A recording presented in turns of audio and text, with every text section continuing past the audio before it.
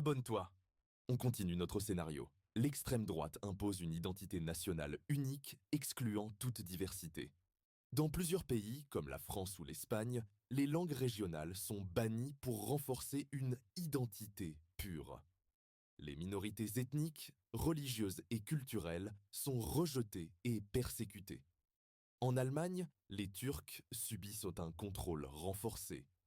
En Italie, les Roms sont expulsés sans relogement et en Pologne, les réfugiés africains n'ont plus accès aux soins ou à l'éducation. Les expulsions massives forcent des centaines de milliers de personnes à quitter leur foyer. En Belgique, des familles sont déportées sans préavis.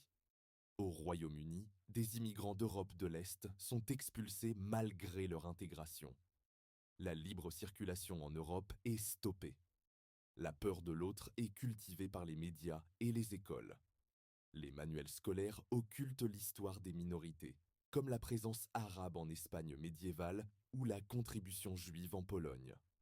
Les musées retirent les œuvres liées à des cultures étrangères, comme en Hongrie avec l'histoire ottomane. Le vivre ensemble disparaît.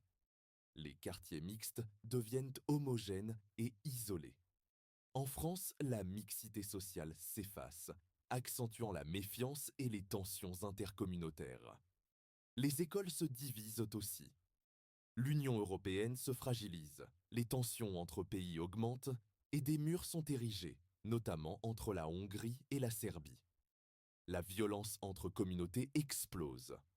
En Italie, des groupes d'extrême droite attaquent des centres pour migrants. En France, des affrontements réguliers éclatent. La police reste souvent passive. Ce rejet systématique détruit le tissu social européen, faisant renaître racisme et haines anciennes. La fracture entre les peuples affaiblit gravement la cohésion du continent.